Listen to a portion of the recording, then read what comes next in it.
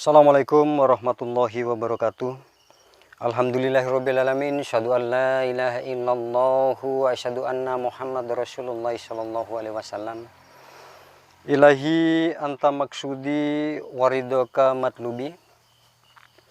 Allahumma indakhalal ujabu wal kibaru wariya'u wasum'atu wa nuksonu fi amali laka walam a'lam bihi awalim tutubtu anhu wa aslamtu wa aqulu la ilaha illallah Muhammad Rasulullah sallallahu alaihi wasallam.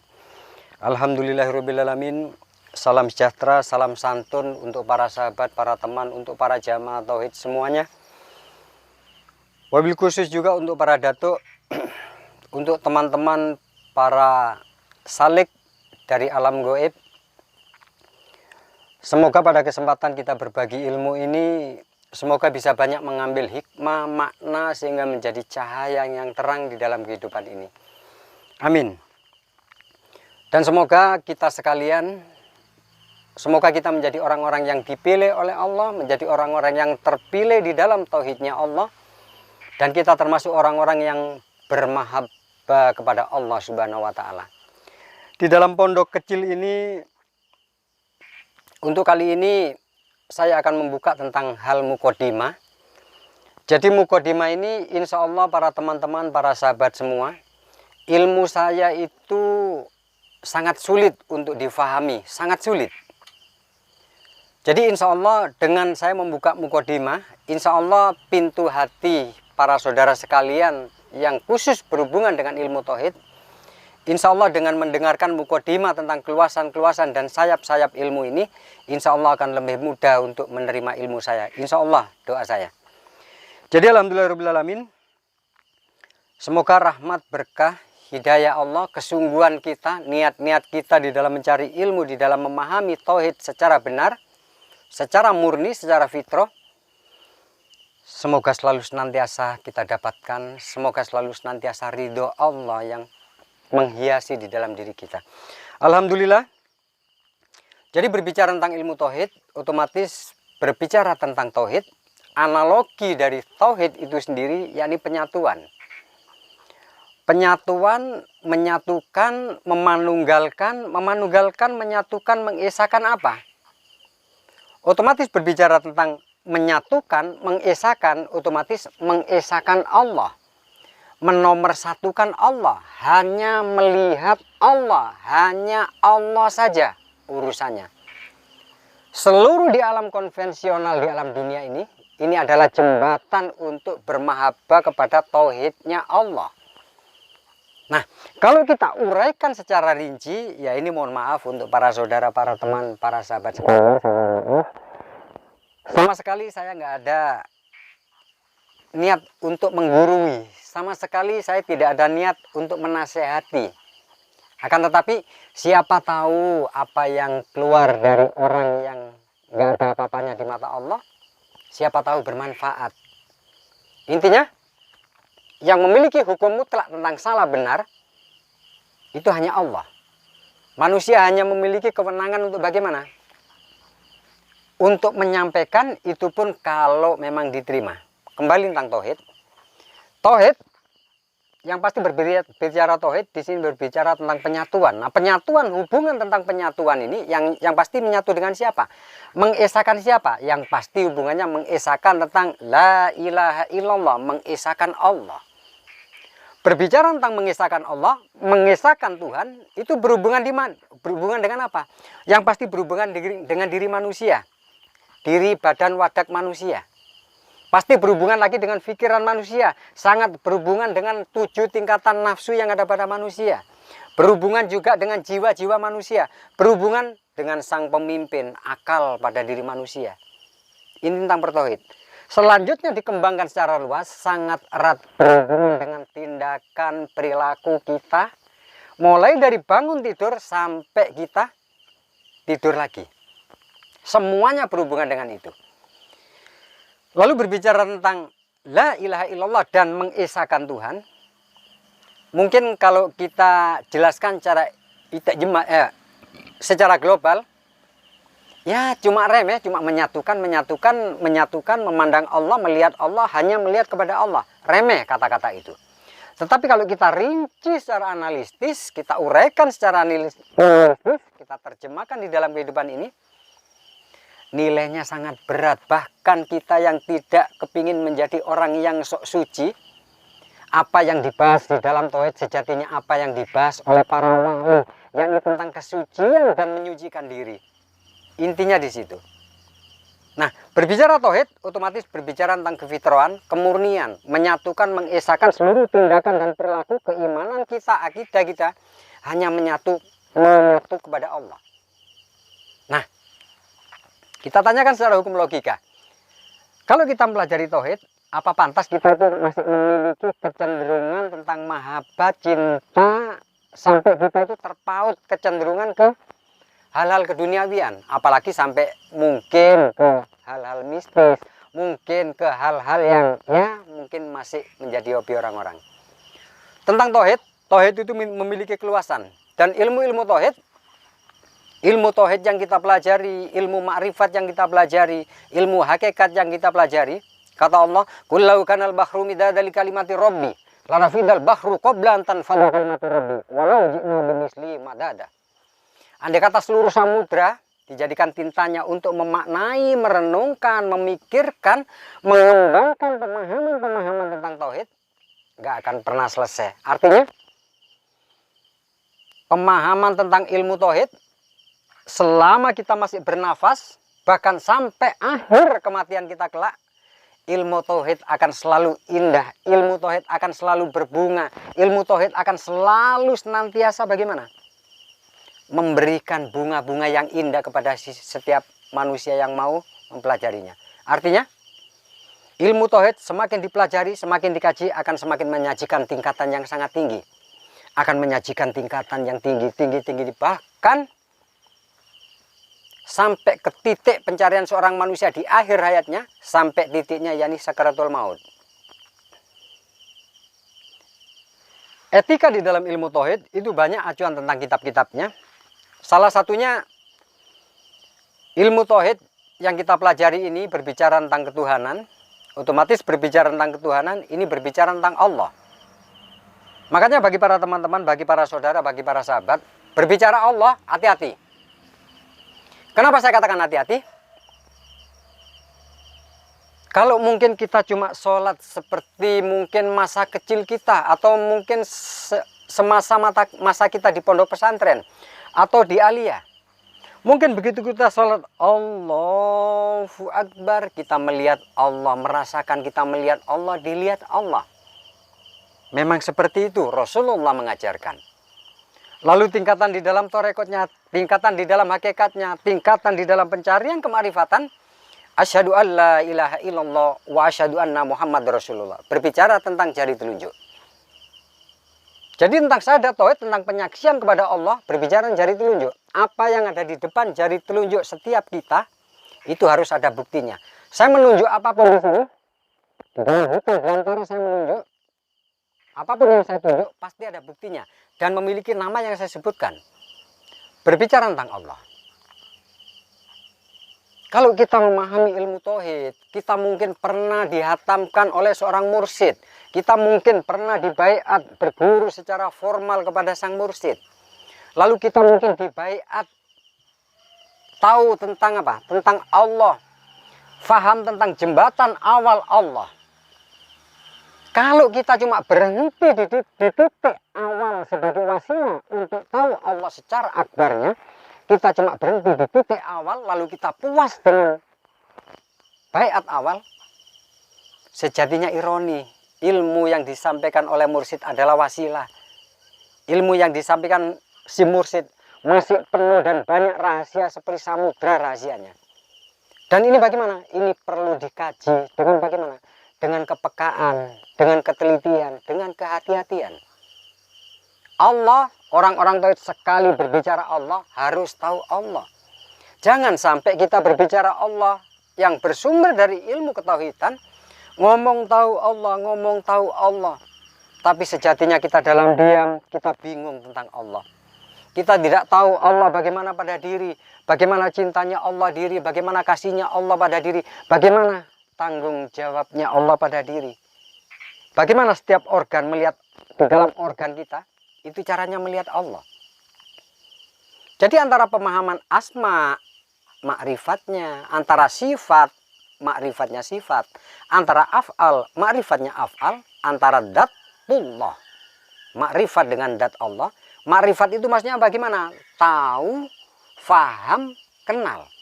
Tahu, kenal, faham. Nggak cukup tahu sama kenal ininya.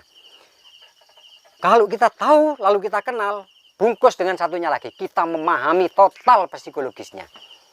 Jadi, sekali berbicara Allah, kita tahu. Makanya bagi para teman, support, semangat bagi para sahabat. Hati-hati berbicara tentang Tuhan. Kalau kita mungkin orang-orang syariat, orang-orang yang seperti dulu kita itu, Allah sebut Allah, Allahu Akbar cukup Allah. Tapi di dalam pengkajian ilmu ini, berbicara tentang syahadat tauhid, harus total tahu Allah. Jangan pernah ngambang, jangan pernah ragu. Dan kalau kita umpama betul-betul masih ragu, ngambang berbicara tentang Allah, alangkah indah kalau kita itu bagaimana? Tidak menggembar-gemborkan dengan mendebat orang lain berbicara yang tidak cocok dengan tindakan dan perilaku dan seluruh pembuktiannya. Itu baru syahadat tauhid. Lalu orang-orang tauhid itu dengan atas nama syahadat, dengan atas nama hakikat. Biasanya orang-orang tauhid itu karena mengenal tentang ilmu hakikat, karena mengenal tentang banyak keluasan-keluasan tentang ilmu hakikat, akhirnya banyak orang-orang yang notabene mengatasnamakan tauhid itu berlaku hakikat di dalam hidupnya. Kenapa berlaku hakikat? Semua tindakan dan perilakunya dianggap benar. Padahal kalau kita masuk di dalam kerajaan kita, kita memiliki banyak kerajaan di dalam diri. Kalau kita masuk salah satu kerajaan di dalam diri kita, salah satunya di kerajaan jiwa yang berhubungan dengan hal kesadaran, di situ kita akan baru tahu jawaban dari setiap apa yang kita lakukan. Bertingkah sok hakikat, bertingkah sok naudzubillahi min dzalik. Islam mengajarkan tentang kelembutan. Islam mengajarkan tentang akhlakul karimah. Islam mengajarkan qanaah bil maujud. Islam banyak mengajarkan tentang kebagusan. Terus kalau kita bertingkah seperti itu, ironi kita. Jangan kita memakai topeng tauhid, jangan kita memakai topeng kemarifatan untuk menyelamatkan perilaku kita yang sejatinya kita tahu tentang jawabannya. Nah, berbicara tentang ilmu tauhid itu tidak bisa direnungkan secara kasar. Bahkan ilmu tentang ketauhidan, tentang pemahaman kemarifatan, ilmu itu sama sekali tidak bisa difikirkan. Rasio tidak akan mampu menembus dimensi-dimensi alam langitnya Allah. Terus bagaimana caranya? Seperti contoh, kita mungkin mendengarkan tausiah dari seorang mursyid, kita mendengarkan penjelasan-penjelasan tentang ilmu hakikat, ilmu ma'rifat. Cukup kita dengarkan. Kita dengarkan dengan tenang, dengan penuh kesungguhan. Biarkan apa yang kita dengar melalui samak kita tersimpan di dalam master memory kita. Setelah tersimpan, nanti secara ekstentik ilmu itu akan terolah sendiri dan akan ada jawaban-jawaban di situ. Dari situ. Makanya ilmu tauhid adalah bagian dari ilmu mukasyafah, berbicara tentang hati. Berbicara tentang hati, walaupun mungkin perilaku dohiriyah, wujud kafir mungkin seperti itu, kita juga belum tentu tahu. Kadang melihat orang mungkin seperti itu, tapi hatinya mulia di hadapan Allah. Ada orang yang mungkin model pakaiannya seperti saya, pakaian saya selalu menghormati saudara, hanya menghormati saudara. Pakaiannya seperti ini, selalu sholat, selalu dzikir kepada Allah, selalu mengaji, selalu berpakaian ala muslim, ala santri. Tetapi apa yang keluar dari lisannya nggak cocok dengan pakaiannya. Apa tindakan yang keluar dari nggak cocok dengan apa? Dengan casing tubuhnya. Seharusnya bagaimana?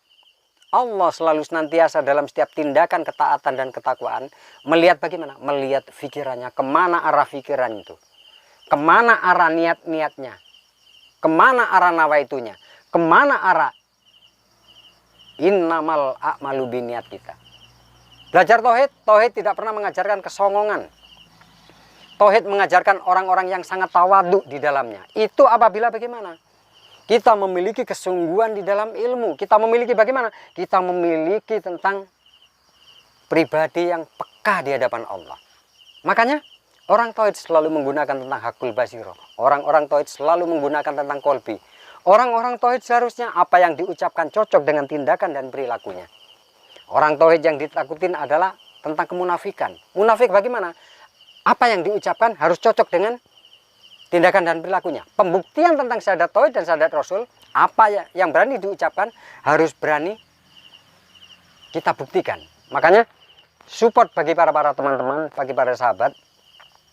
Jadi di dalam mukadimah ini, untuk kita semakin cepat mendapatkan tentang ilmu tauhid, untuk semakin cepat mendapat cahaya tentang ketauhidan, satu tipnya, selalu senantiasa jaga kolbi kita, baik kita itu dzikir kolbi, atau dzikir lisan, atau dzikir fikiran, gunakan. Kita selalu senantiasa dzikir, ingat kepada Allah. Biarkan pelan-pelan, step by step, dengan selalu kita mengingat kepada Allah, bahkan kita paksa tubuh ini untuk mengingat Allah.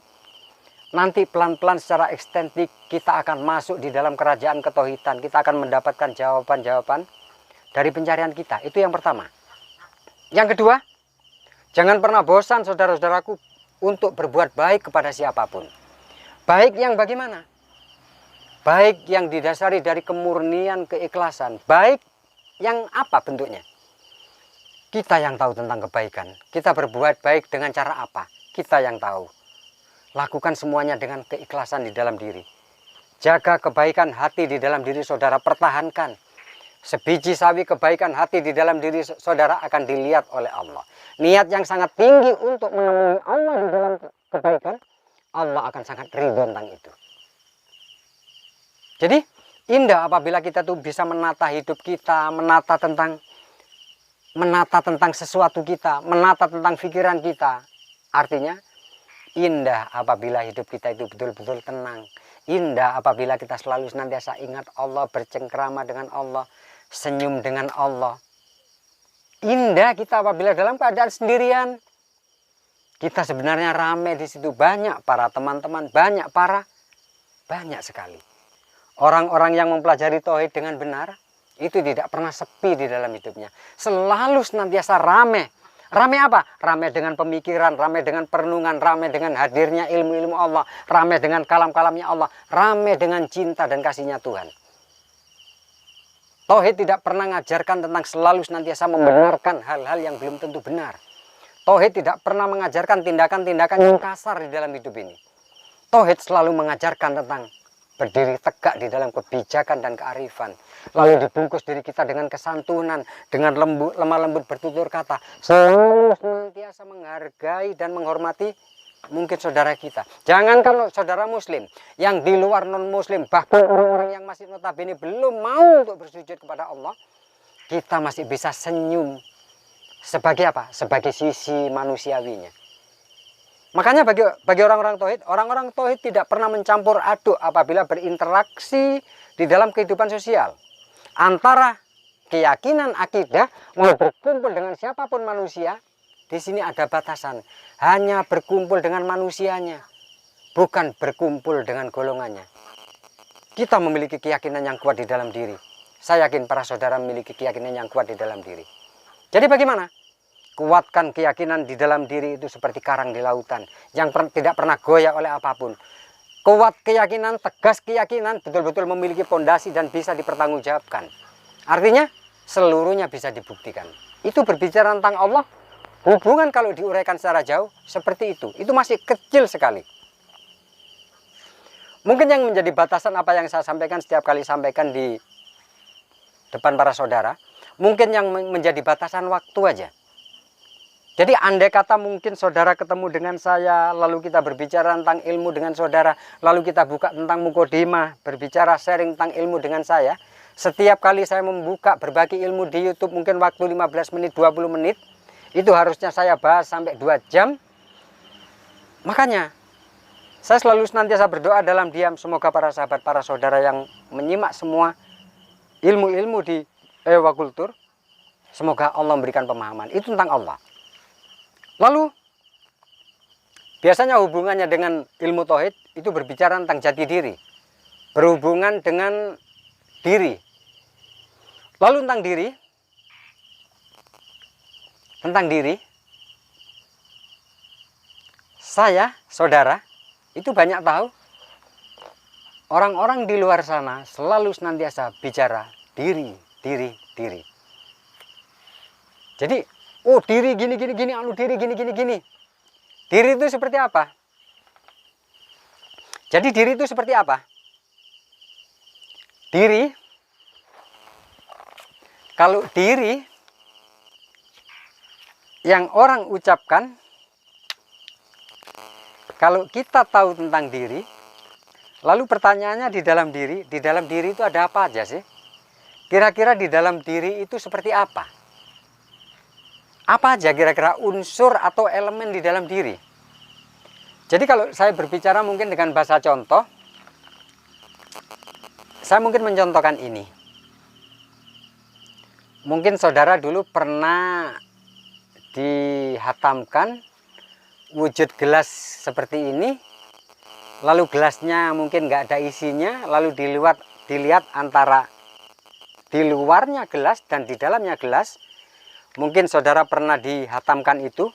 Semoga saudara bisa mengembangkan secara jauh. Nah, berbicara tentang diri itu oke lah, saya contohkan seperti gelas ini. Kalau gelas ini tenang, otomatis diri yang di dalam itu tenang. Artinya, kalau pikiran seorang manusia tenang, kita wakili tentang sinonim diri itu dengan pikiran. Kalau pikiran manusia kemana-mana tenang, maka isi air di dalamnya akan tenang. Akan tetapi, kalau wadahnya sudah goyah, pikiran manusia sudah goyah seperti ini. Kalau pikiran manusia, diri manusia yang belum diketahui secara pasti, itu seperti ini. Kira-kira kalau wadahnya goyang seperti ini, itu diri dalamnya bagaimana? Pasti hatinya nanti akan kocak seperti ini, akan hancur. Makanya, alangkah indah kalau diri kita yang ada di dalam, lalu kita tenangkan, kita fahamkan tentang wadahnya, badan wadaknya. Maka apabila badan wadak itu tenang, bisa mengendalikan tentang hidup, bisa menguasai tentang hidup, bisa menggenggam tentang kehidupan, maka dalamnya pun akan selalu tenang di dalam dunia ini. Itu pasti. Artinya bagaimana? Artinya, jangan pernah bosan untuk selalu senantiasa belajar mengenal apapun tentang pemahaman ini. Jangan pernah bosan. Inti dari seluruh pemahaman yang kita pelajari, atas nama hakikat, atas nama tauhid, atas nama torekot, atas nama apapun lah, yang bilang orang-orang itu ilmu hebat, ilmu dalam, ilmu kampret lah, itu hanya sebuah nama. Artinya, kalau pikiran seorang manusia selalu tenang, lalu dia itu berjalan di muka bumi dalam keadaan tenang, maka dalamnya pun akan tenang. Tenangnya dalam hati manusia itu tergantung tenangnya luarnya manusia, tenangnya pikiran. Hati manusia akan tenang kalau pikiran selalu tenang. Apabila pikiran selalu senantiasa bingung di dalam kehidupan ini, bisa dipastikan hati nurani manusia akan selalu panas dan bingung. Pasti saudara tahu tentang jawabannya. Kembali berbicara tentang diri, hubungan dan dengan Mokodimah.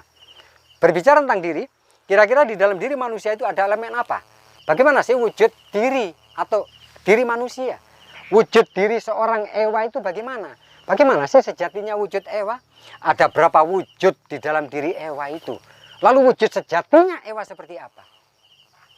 Pelajaran di dalam ilmu tauhid, man arofa nafsahu, barang siapa banyak mengenal dirinya, barang siapa banyak melihat tentang tubuhnya, barang siapa banyak melihat tentang fisiologis di dalam diri, barang siapa mengembangkan pemahaman tentang la haula wala quwata illa billahil azim, barang siapa memahami tentang otak kecil, barang siapa memahami tentang otak besar, barang siapa memahami jantung manusia, paru-paru manusia, hati manusia, barang siapa yang selalu walillahil masyriqu wal maghrib, fa inama tuwallu fasamma wajhullah, pasti orang-orang itu lambat laun akan tahu tentang diri.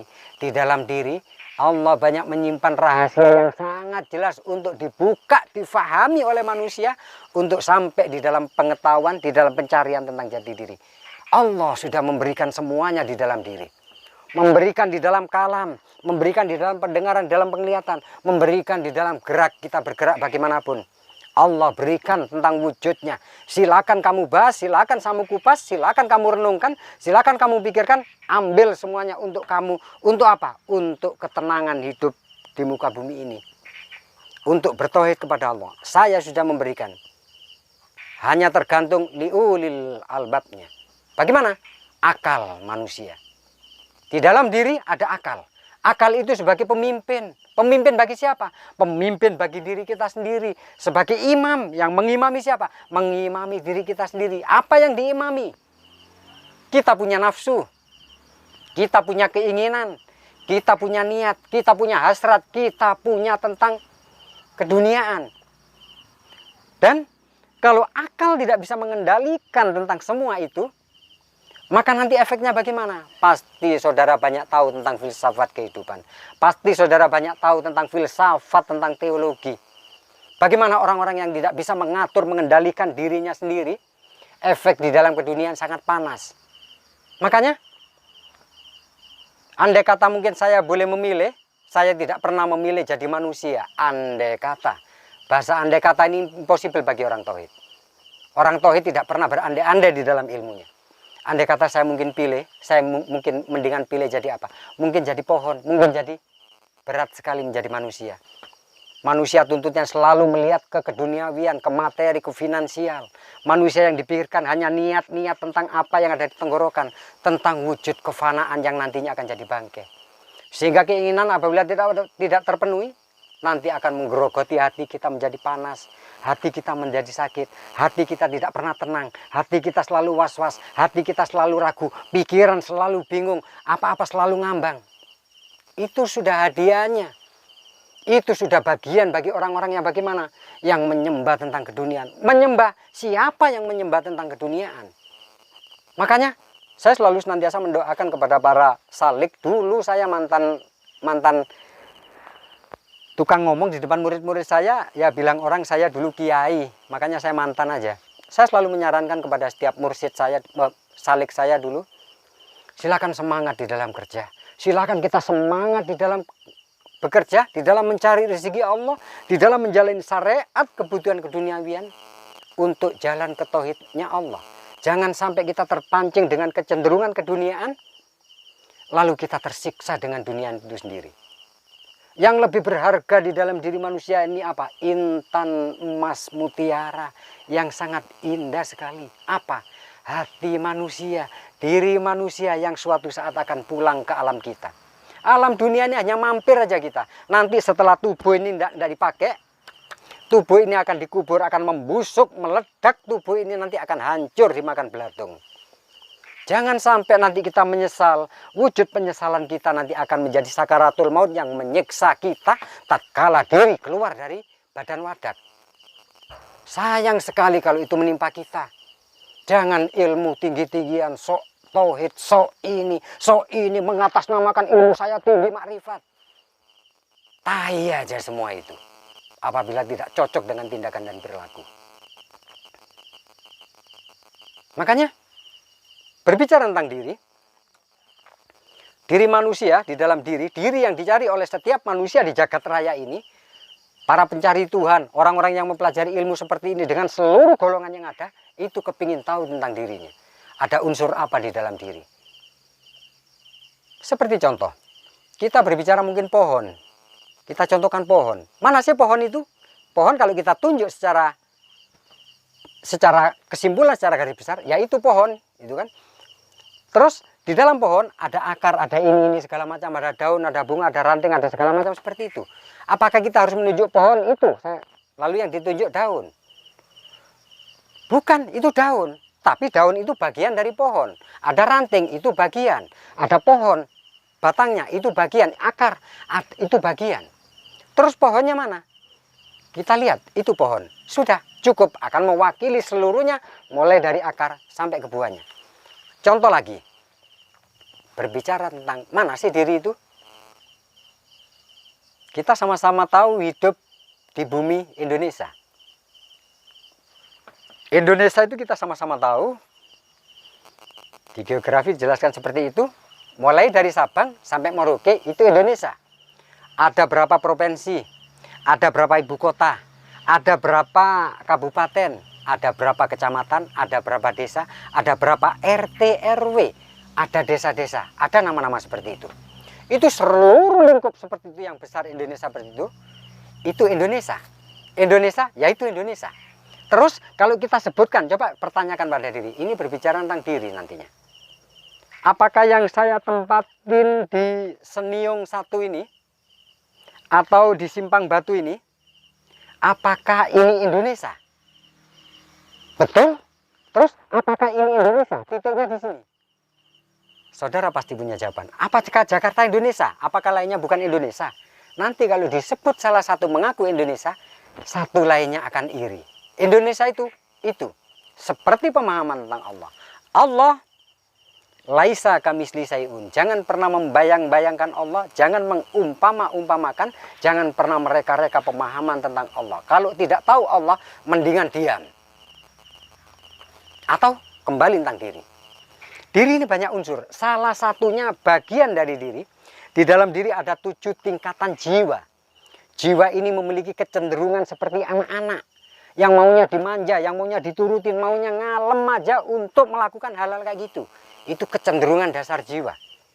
Dan apabila kita dibiarkan jiwa itu, maka jiwa ini akan menggerogoti tentang hidup seorang manusia.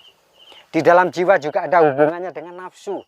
Atas nama-nama yang sudah ada. Ada nafsu amarah, lawama, sofia, mutmainah, rodia, mardia, kamalia. Ada nama-nama seperti itu. Ini bagian dari diri. Apabila kita tidak bisa mengendalikan tentang nafsu itu sendiri, sampai nafsu ini ke dalam nafsu mutmainah, yakni ketenangan di dalam hidup, maka akan sakit dalam hidup kita. Mungkin hidup kita akan panas, kita akan resah, akan ragu, akan bingung. Yang melajari ilmu tauhid, bingung di dalam tauhidnya.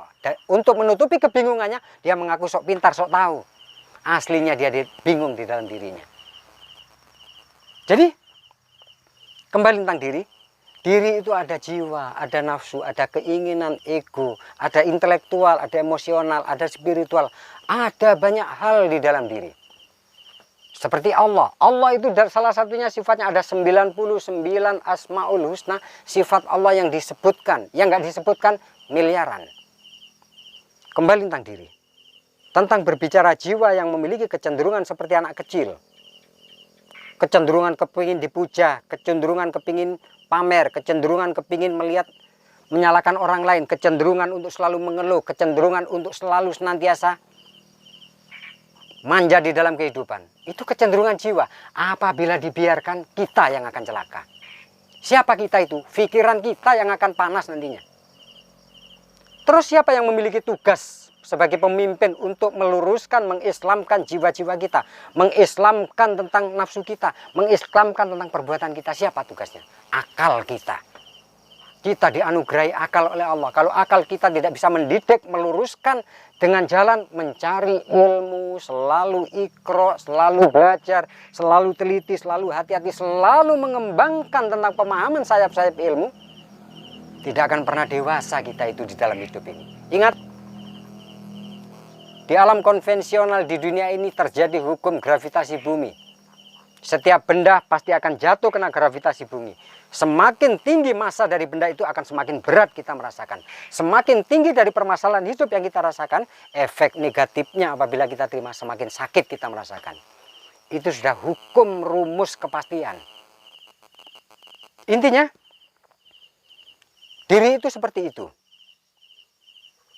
Jadi, kalau bilang orang-orang kaum sufi, bilang orang-orang yang notabene selalu berbicara ilmu langitan tinggi-tinggi, bilangnya Allah itu sangat jelas sekali.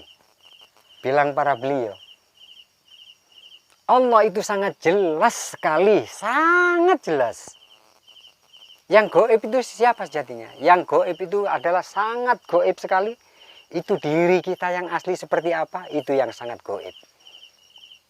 Tapi alangkah indah kalau kita tidak pernah berhenti untuk belajar, kita tidak pernah putus asa, kita selalu mengasah dan semangat, insya Allah kita nantinya akan sampai. Jangan sok kita itu berbicara tentang diri-diri. Jangan sok kita berbicara tentang Allah. Kalau kita pada hakikatnya betul-betul tidak tahu tentang diri, betul-betul tidak tahu tentang Allah. Tapi saya yakin, semoga Allah langsung menuntun para saudara sekalian. Allah menuntun saudara sekalian dengan elektromagnet yang sangat indah, dengan hawa murni yang sangat indah dari saya. Semoga tercurahkan, tersalurkan kepada saudara sekalian, sehingga Allah yang langsung akan menuntun, menunjukkan diri saudara apabila saudara memiliki kesungguhan di dalam pencarian. Itu doa saya. Jadi tentang diri, selama saya mempelajari tentang ilmu ini, mempelajari tentang ilmu teologi, tentang filsafat, tentang psikologis, tentang fisiologis, tentang banyak hal yang sangat berhubungan dengan ilmu tauhid, yang paling sangat sulit untuk kita ketahui adalah diri. Bagaimana wujud diri saya? Nanti diri saya itu wujudnya seperti apa? Andai kata saya sudah mampus. Seorang Ewa andai kata sudah mati, itu bagaimana wujudnya Ewa sih? Bagaimana wujudnya? Apa seperti ini? Apakah wujudnya nanti memiliki tangan, memiliki mata seperti ini? Jawaban ini yang tahu hanya Ewa sendiri. Yang tahu hanya saya. Terus taunya tentang diri saya itu harus mampu dirasakan. Setelah kita tahu, harus menjadi bayangan di dalam setiap hidup, menjadi pondasi untuk semakin bertauhid kepada Allah. Untuk bagaimana? Untuk mendapatkan ketenangan yang iman abadan, untuk selalu senantiasa mencintai Allah, mendapatkan mahabbah Allah sampai iman abadan, untuk selalu senantiasa ridho di dalam kehidupan ini sampai iman abadan, untuk selalu senantiasa ikhlas di dalam kehidupan sampai iman abadan, untuk selalu senantiasa akhlak, memiliki kesantunan, memiliki kelembutan sampai iman abadan, yakni sampai sekaratul maut kita, sampai nanti manusia ngapan tatkala mau mampus. Semoga kita orang-orang yang dijaga oleh Allah. Makanya, selama para saudara sekalian bersungguh-sungguh di dalam ilmu tauhid, saya yakin insya Allah pada saatnya nanti saudara akan sampai. Semoga selalu senantiasa mempelajari ilmu ini dengan ketenangan. Selalu mempelajari ilmu ini dengan sungguh-sungguh. Jangan pernah patah semangat. Walaupun kita sudah berumur, kita semangat untuk selalu mengingat Allah. Dengan mengingat Allah tanpa berhenti di dalam jiwa, kita akan tersambung, terkoneksi oleh kerajaan langitnya Allah. Kita akan tersambung dengan sidratul muntahanya Allah. Kita akan tersambung dengan lauful mahfudnya Allah. Sumber ilmu, kerajaan ilmu dari segala ilmu. Jadi, ilmu ini tidak bisa didapatkan dengan kemalasan. Ilmu ini tidak bisa didapatkan dengan apa? Dengan merasa puas, merasa bisa, merasa makrifat, merasa ini. Tidak bisa didapatkan. Orang-orang yang mempelajari ilmu tauhid, orang-orang yang mempelajari ilmu hakikat, orang-orang yang mempelajari tentang ilmu ini, itu tidak akan pernah berkata berhenti puas di dalam ilmunya. Tidak ada kata-kata berhenti atau puas di dalam ilmu sebelum bagaimana? Sebelum nyawa ini tercabut, sebelum Allah mencabut nyawa ini, sebelum Israel mengambil nyawa saya, sebelum saya bertemu dengan mungkar nangkir. Tidak ada kata-kata puas. Semakin kita minum air lautan, semakin haus. Semakin kita minum air laut, semakin haus. Semakin banyak kita minum, semakin haus. Terakhir, tentang diri, tentang Allah, tentang rahasia-rahasia ilmu Allah, tentang rahasia-rahasia apapun secara multi, tentang rahasia kemakrifatan, tentang rahasia-rahasia yang nggak dipikirkan oleh, yang tidak terpikirkan oleh rasio, tentang rahasia yang digembar-gembarkan oleh para ulama ahli tauhid dulunya, itu tidak akan pernah kita dapatkan. Kita akan sangat sulit mendapatkan. Karena apa? Karena seluruh rahasia-rahasia itu sama persis seperti benda atau seperti barang yang sangat berharga yang tempatnya ada di dalam bumi. Secara logika, siapa sih yang mampu untuk mengambil benda-benda, mengambil emas, mengambil batu bara, mengambil intan, mengambil benda-benda yang sangat berharga di dalam bumi? Itu semua bisa diambil dengan jalan bagaimana?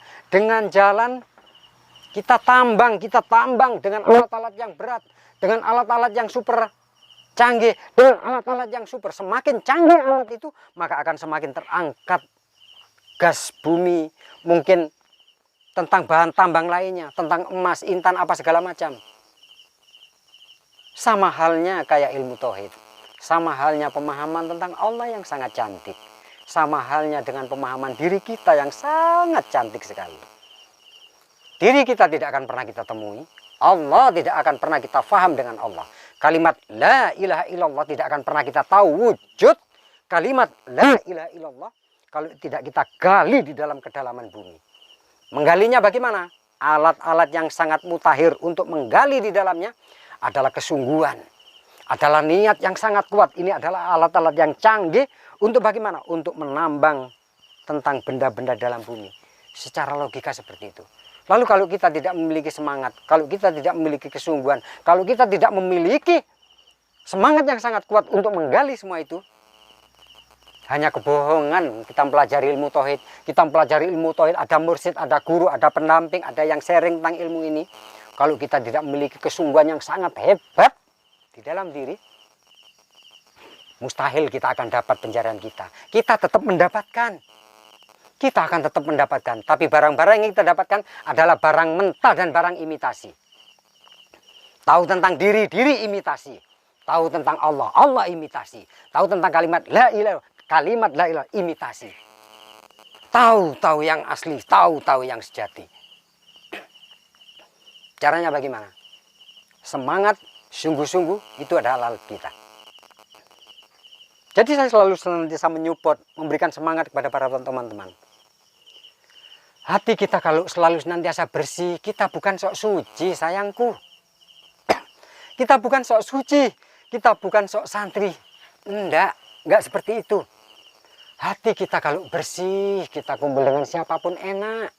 Hati kita kalau bening, kita kumpul dengan siapapun enak. Kita tidak berburuk sangka, kita tidak menilai-nilai hal-hal yang belum tentu kebenarannya. Kita berinteraksi dengan siapapun kita enak. Kalau kita bisa membedakan setiap kedudukan, setiap tempatnya, kita membedakan tentang tempatnya, kita akan enak menjadi manusia yang enak di muka bumi ini.